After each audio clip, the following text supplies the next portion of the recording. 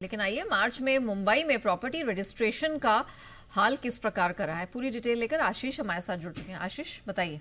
लगातार रिकॉर्ड यहाँ पर रियल एस्टेट बिक्री में देखने को मिले, लेकिन नया इसमें खास बात ये तो है कि जो पुराने रीसेल फ्लैट्स हैं ये भी शामिल होते हैं, लेकिन एक सेंटीमेंट का पता लगता है कि किस प्रकार से रियल एस्टेट खासतौर पर अगर आप देखें तो मुंबई मार्केट्स का सेंटीमेंट है। तो स्टैम्प ड्यूटी कलेक्शन की बात करें तो पिछले साल के मुकाबले तकरीबन 40% की ग्रोथ देखने को मिली है। 1584 करोड़ का आंकड़ा यहाँ पर देखने को मिला है और लगातार बढ़त यहाँ पर आपको रजिस्ट्रेशंस में देखने को मिल रही है।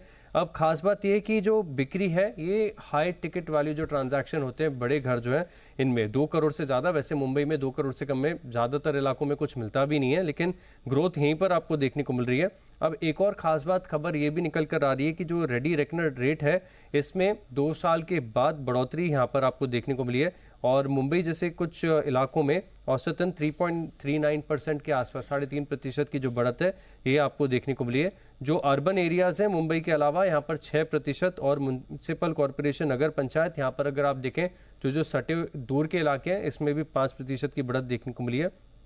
अब काफ़ी लोग ऐसे मान रहे हैं कि इसको थोड़ा सा नेगेटिव माना जाएगा, लेकिन वैसे अगर आप देखें तो इन सर्कल्स में जो कीमतें ऑलरेडी प्रीमियम पर ही चलती हैं, जो रेडी रेकनर रेट्स हैं इनसे ऊपर ही चलती हैं, तो बिक्री के ऊपर तो कोई भी इम्पैक्ट देखने को नहीं मिलेगा। हाँ, दूर दराज के कुछ इलाके ऐसे नांदेड़ है, सोलापुर है, यहाँ पर थोड़ा सा असर देखने को मिल सकता है, लेकिन जो लिस्टेड कंपनीज आपके पास मार्केट में इनका एक्सपोजर इन मार्केट्स में कम होता है। इनका एक्सपोजर ज़्यादातर अगर आप देखें तो जैसे मुंबई हो गया, नवी मुंबई हो गया, ठाणे हो गया, बहुत से बहुत आप नासिक समझ लीजिए यहाँ पर होगा, लेकिन इन इलाकों में ज़्यादातर जो प्रॉपर्टीज़ हैं ये रेडी रेकनर से ऊपर ही ट्रेड करती हैं, तो ज़्यादा कोई इम्पैक्ट नहीं है। तो फोकस में जो रियल एस्टेट कंपनीज है खासतौर पर जिनका कारोबार मुंबई है वहाँ पर नजर रखिएगा। ये बहुत ही इंटरेस्टिंग चीज़ है। स्टैम्प ड्यूटी कलेक्शन में 41% की बढ़त जरूर दिख रही है। इनफैक्ट हमारे गेस्ट से थोड़ा सा इस बारे में बात करते हैं। चोपड़ा सर, अब स्टैम्प ड्यूटी कलेक्शन के बेसिस पे ये तो समझ में नहीं आएगा ना एग्जैक्टली कि सामने से फ्रेश डिमांड प्रकार की निकल कर आ रही है और हम रियलिटी स्पेस के सारे नाम देख रहे हैं लाल निशान में ट्रेड करते दिख रहे हैं। आपका क्या व्यू बन रहा है सर प्रॉपर्टी स्पेस को लेकर?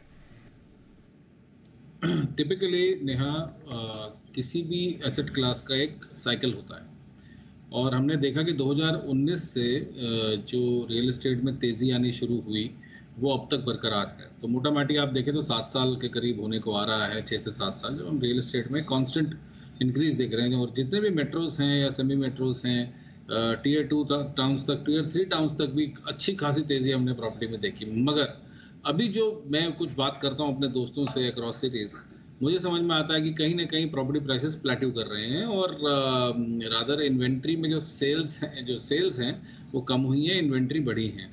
तो ऑल सेड एंड डन, ये जब तक इंटरेस्ट रेट्स में कमी नहीं आएगी, देखिए सरकार तो कहीं ना कहीं अपना पैसा कमा रही है और मैं हमेशा से ये बात बोलता आया हूँ कि लोगों के लिए आप प्रॉब्लम खड़ी ना करें या उनके लिए चीज़ें महंगी मत करें, क्योंकि अगर बार बार रिविजन होगा सर्कल रेट्स में, ऑलरेडी बहुत अच्छा टैक्स पहुंच रहा है। और आई एम श्योर आप लोग जो बॉम्बे में रहते हैं वो देख रहे हैं कि बीएमसी और बाकी सरकारी चीज़ों का किस तरह से इम्पैक्ट है रोड्स पे या सिविक चीज़ों पे।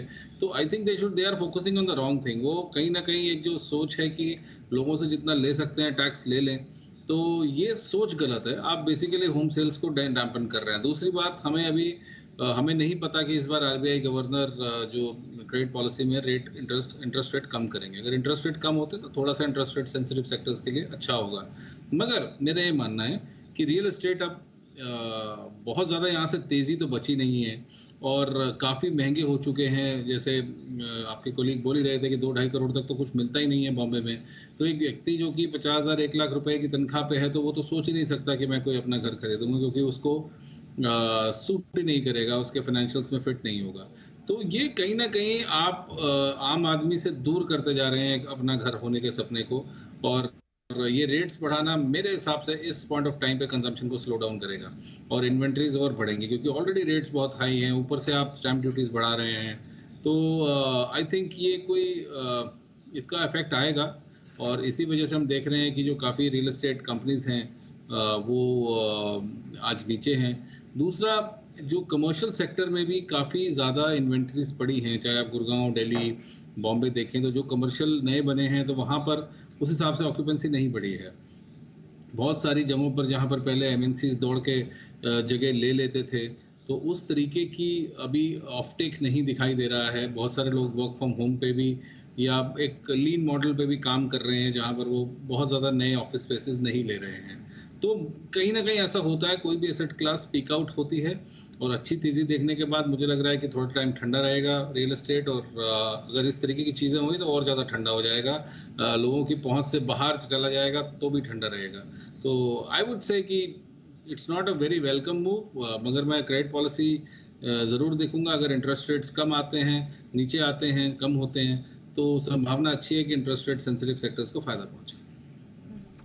बिल्कुल। तो ये जो रियल एस्टेट के आंकड़े आ रहे हैं थोड़े चिंताजनक तो हैं ही, हम देख ज़रूर रहे हैं, लेकिन अगर इस आंकड़े को ठीक तरीके से समझें तो इन्वेंट्री बढ़ती जा रही है और कहीं ना कहीं आने वाले समय में थोड़ा स्लो डाउन देखने को मिल सकता है, जिस तरह के आंकड़े इस वक्त देखने को मिल रहे हैं।